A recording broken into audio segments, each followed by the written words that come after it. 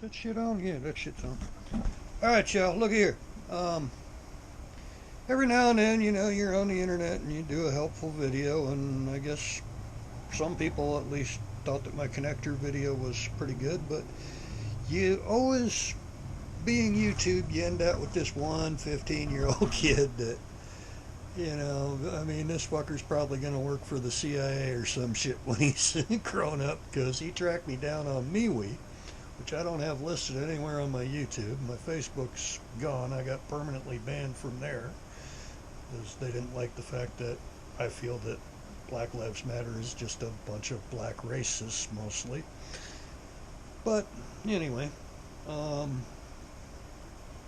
that aside, kid found me and said, hey, I'm only 15. I can't afford none of those fancy connectors that you showed in that video. Well, we're going to get you around that.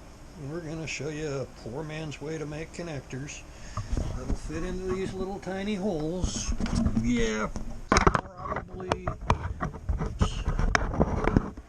every bit as good as these would.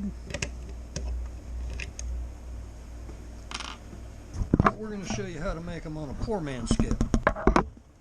So that being said, let's find the end of this piece of wire. I've already got them stripped, and I didn't strip much. So here's what I did. And this isn't rocket science. You don't have to be too precise. You just have to make sure you're going to get it skinny enough to go in where you're putting it. So twist a little bit. And if that doesn't look like it's going to be quite fat enough, twist a little bit more.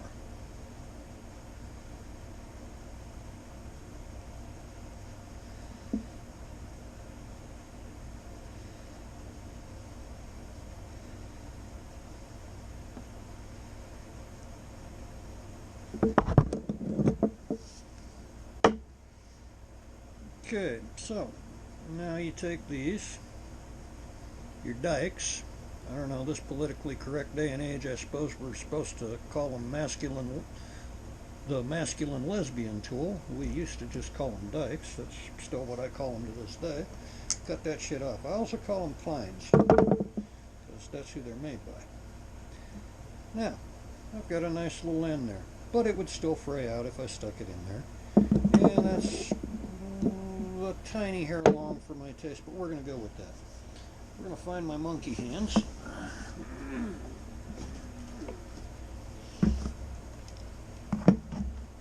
Okay, and we're going to aim it here at the monkey hands.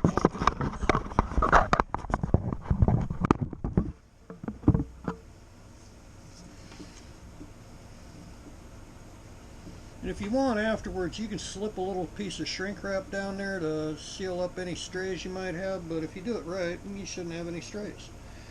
Nice close cut up against the coating and soak the holy heck out of it with solder. Now, yeah.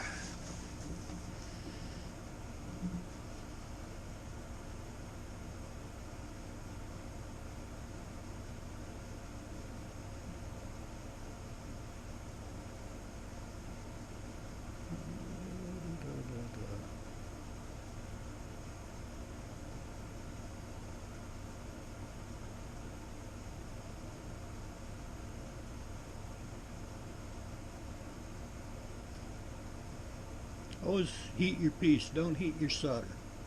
Let your solder flow into it.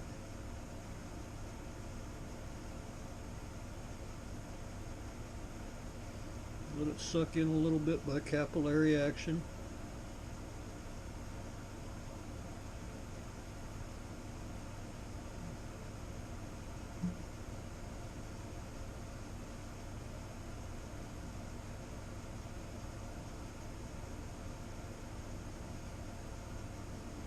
Make sure you sop it from underneath there. You think I'm going to pretty it up that way, don't you? You're right, but you're wrong too. So I do pretty it up by running along the bottom edge, but I also turn it over to make sure that I've got solder in that bottom edge, and I do. It's very good. I'll let that heat up a second.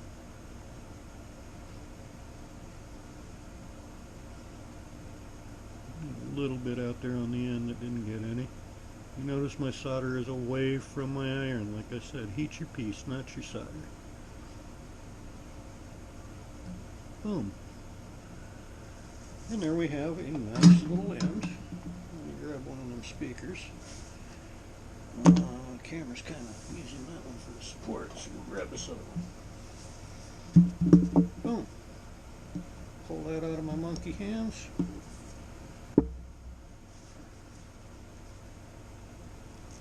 I have a nice connection that'll fit in there beautifully. I left a little bump right there. You know what? I don't feel like reheating it. Let me show you how I'm going to take care of that bump.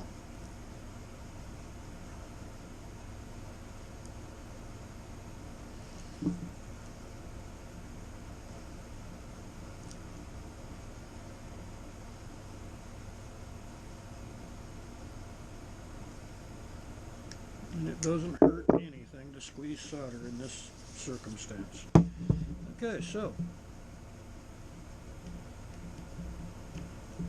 sticks right in there nice. Nothing's going to touch each other when they're done, and like I said, you can put a little piece of shrink wrap up there to suck up against the back if you want, whatever. I just twisted it and got past the bump. There I am, I'm butt up against it. Alright, so now y'all know how to make your speaker connections when you can't afford those fancy connectors. And I don't know if I can mention the kid's nickname even. I don't know how that shit works with minors, but anyway, y'all owe a 15-year-old for asking how to do it without buying connectors. And if he later pursues a career in the CIA, I swear there's no way it would surprise me.